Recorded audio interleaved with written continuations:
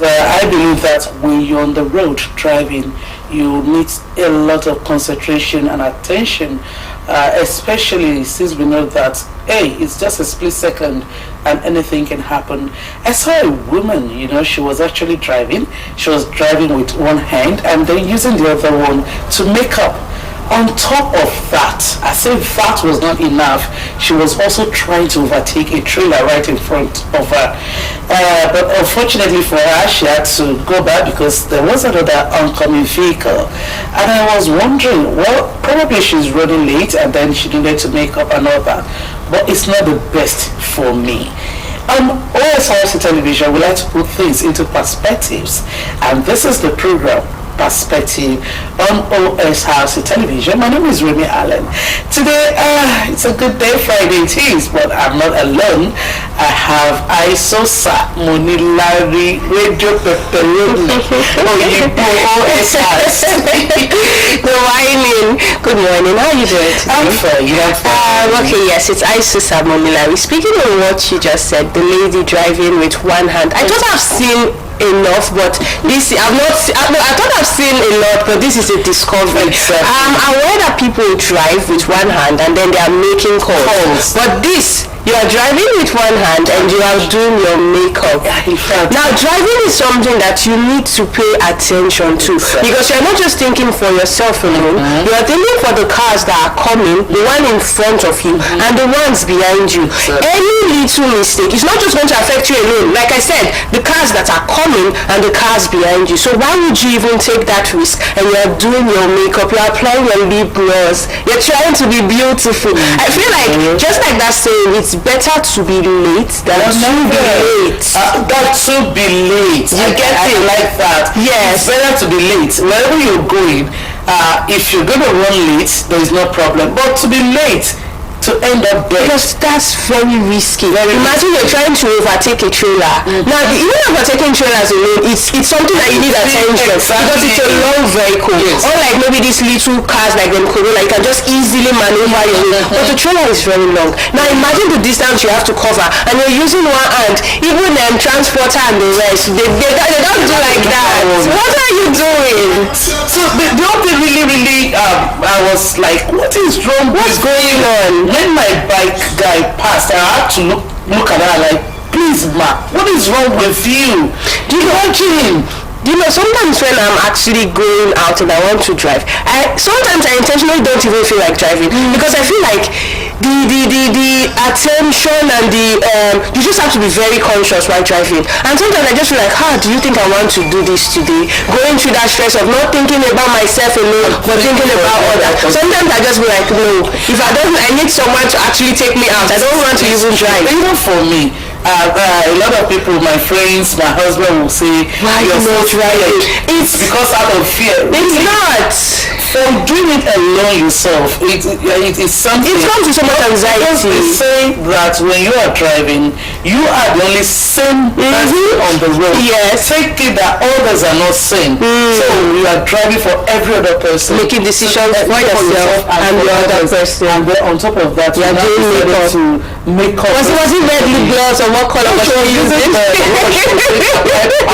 That's just so funny.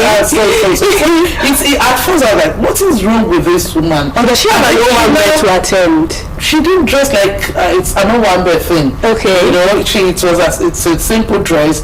But the fact that why do you need to? Why would you do that? No matter the situation. If she was even doing it at all is wrong. Trying to overtake the trailer. No, that's putting yourself and others at risk. That's very dangerous. It's a perspective once again. Yes. I felt I need to let it out. So of course, others could learn. I mean, it's not something we should get used to as humans. Please, concentration, it's very, very important. And when you're driving, and so many other things, don't drink while driving. This life, your boss said, I hear your privileges. It's just one. It's just one. Please, let's do that. On perspective, what we do, we'll take newspaper headlines, and of course we'll go on a break, come back, we'll go to our trending stories. Don't forget that at 10 we'll take a break. to the newsroom to take developing stories. I must apologize that we came behind schedule with some unforeseen circumstances. But in any case, we are now. Yes. We're ready to We are ready to go. You're looking good as usual. Oh, yes. And you can see that I'm ready to follow you to that one bit. No, no one bit. Why now? No, that I'm prepared. No.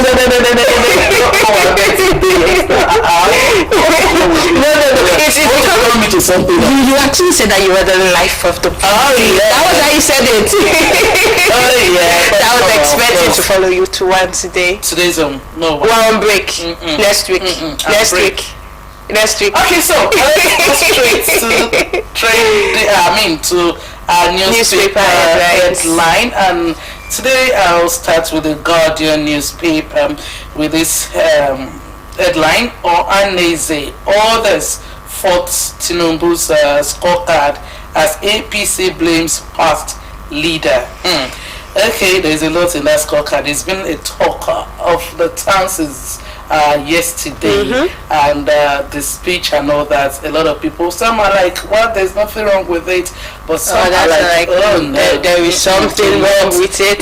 Wrong with it. Also, we have Atiku, AFDB, PRP flag federal government's loan plan despite impressive IGR returns. That has also generated a lot of conversation. That why do we keep borrowing? We keep borrowing.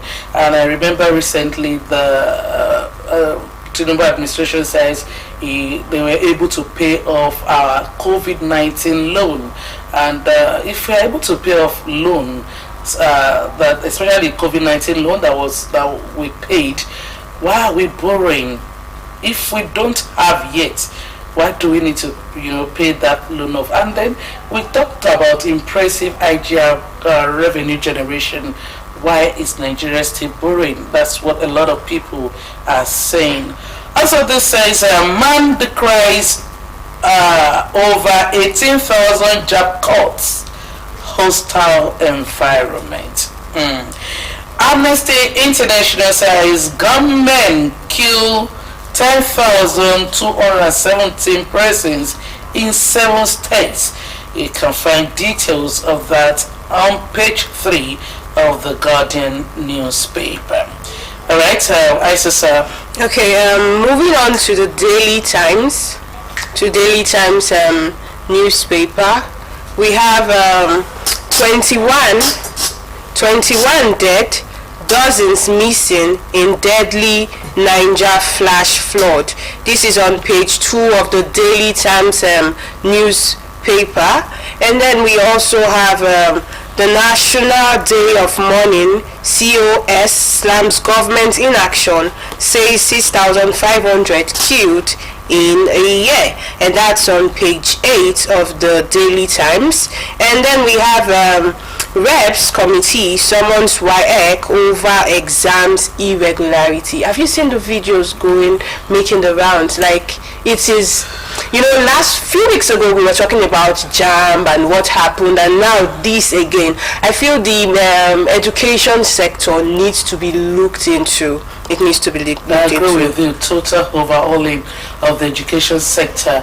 JAMB issue, like you said, where the registrar came, cried the word, apologized, and now we're having this with WAEC. Yes, and then last week we mentioned an issue in Delta State where the students wrote WAEC with torchlight that ran too late, where they said they had 4 hours delay before the paper start, and that was just in a state. But for the English paper, it was like general. Yes, it was general. I don't know. Although they came out, they said it's because they were trying to curb malpractice and all, but then due to unforeseen situations, it extended to that time. But I think we all knew WAEC is not just starting. You ought to have prepared ahead of time. You don't make preparations while the exams have started or it's ongoing. These are things that should have been done long time ago, and I think they need to check that. Okay, A court, moving on to, we're still going to take more headlines from the Daily Times. Moving on. A court victory, Okpebholo counsels Ighodalo to accept judgment. This can be found on page 5 on the Daily Times. Then we have Tinubu's addiction to loans mortgaging Nigerians' future, Atiku. Okay, and that can also be found in page 7 of the Daily Times. 21 dead, dozens missing in deadly Niger flash flood, and that can also be found in page 2 of the Daily Times. And okay, immigration NAM's wanted ritual suspects fleeing Nigeria at Semre border. That can be found in page 5 of the Daily Times newspaper. Then we have Fubara recommits to peace, vows to rebuild rivers. Okay, and that's on page 12. Page 12. Tunji Ojo backs push for early voting rights for security electoral workers, and that's on page 7 of the Daily Times newspaper. All right, we'll go straight to the Punch newspaper. Midterm review: APC fights back as Labour counters Tinubu's scorecard. And there are some riders to read. This one says, ruling party Ribadu defend Tinubu's reforms. NLC, TUC, Amnesty decry worsening hardship insecurity. Okay, Tinubu's cabinet, aviation sector struggles to stay aloft in turbulent skies. Page 32 of Punch newspaper holds that story. And WAEC under fire as exam chaos sparks outrage. You can find that on page 2 of the Punch newspaper as well.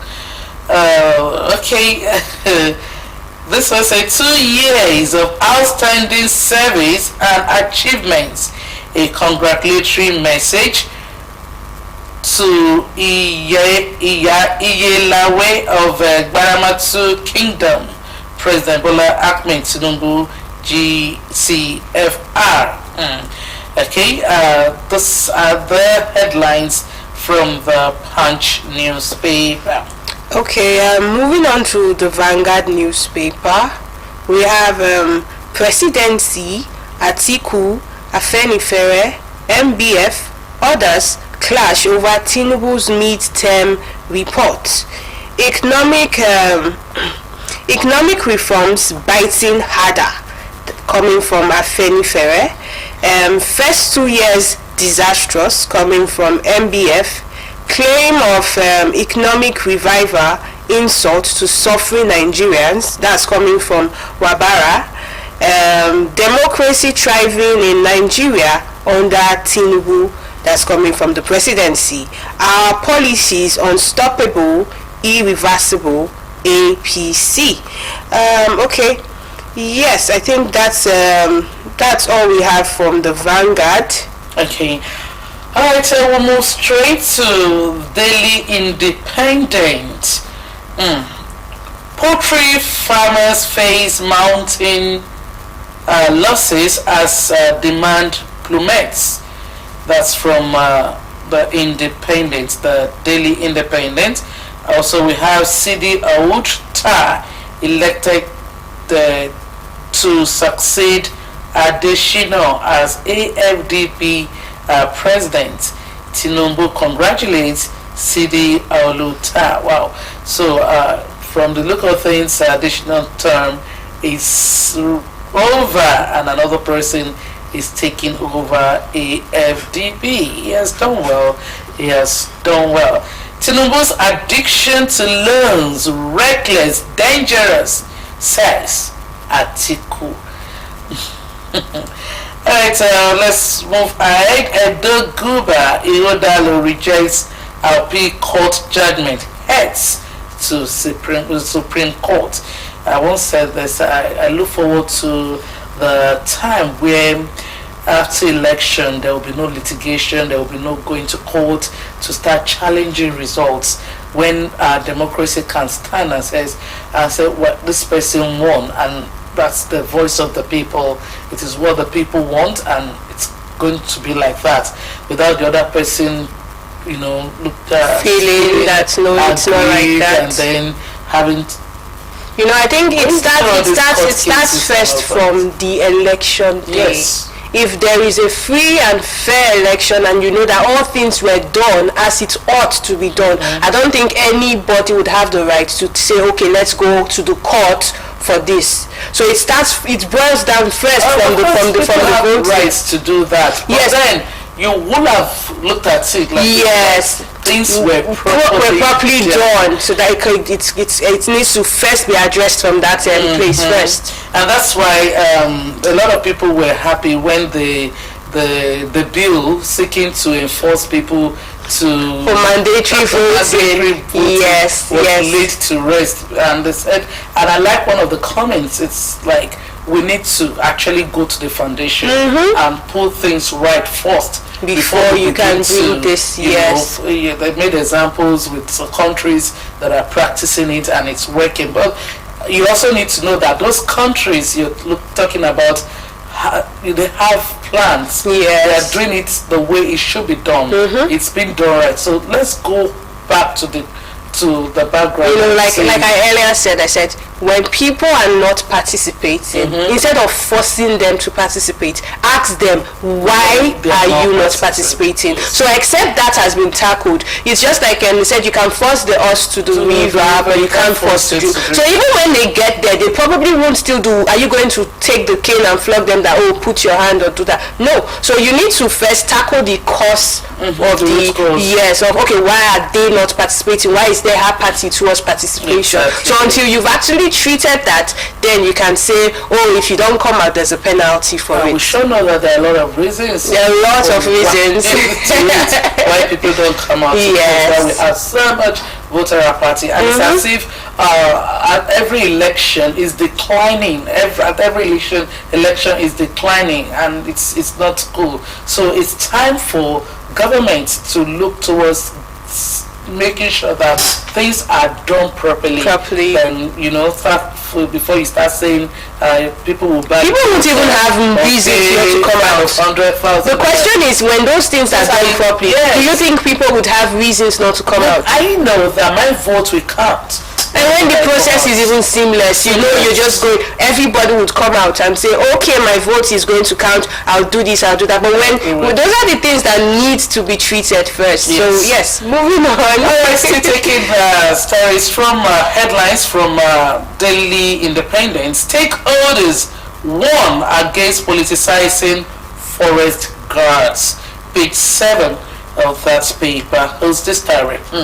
Okay, we never start to. Flood claims 21 persons, washes away 50 houses in Niger. At this flood, one thing is that before the rains, there are always prediction of where we have high flood areas. Yes, and I once asked this question, I think on one of our radio programs. Why is it that government don't prepare adequately to mitigate against it? Why do we always have this issue of flooding, claiming lives, destroying properties and all that? There's no way it can be totally eradicated. But it's also a possibility if the right things are done right. It's not just the government alone, even the residents of that place. It's like a two-way thing. It's a two-way thing. You have a role and a part to play in all of this. So because even if the government provides the drainage system, and then when it's raining, you feel it's that time to dump your waste inside, it's going to block it somewhere. And you see, these are the things that maybe makes the flooding cases even high. Yes. So we need to try, and it's not just the government all the time. You also have a role to play. So do things right and let the government do things right, and you'll see this flooding is going to be reduced. Maybe not eradicated, but reduced. Yes. Totally. All right. Deepening credit squeeze may weigh on Nigeria's economic recovery. Okay, the deepening credit squeeze may weigh on Nigeria's economy. Go to page. Okay, the page is not written here. Fubara asks Rivers people to thank Tinubu trying to resolve the issue. I hope we won't have another case of defection soon. Well, let's just leave it. He says thank you. Let's just leave it there and move on. Constitution review rests to interface with governors, state assembly, others. Page 6 also has that story. A lot of stories on page 6 of Daily Independent today. And finally, Tinubu establishes credit guarantee COI, names Dogara chairman. Also, that can be found on page 6. Okay, so those are newspaper headlines this morning, because we'll have to quickly take a break to go to the newsroom for developing stories. We'll be back after developing stories. So go straight to trending stories. Stay with us.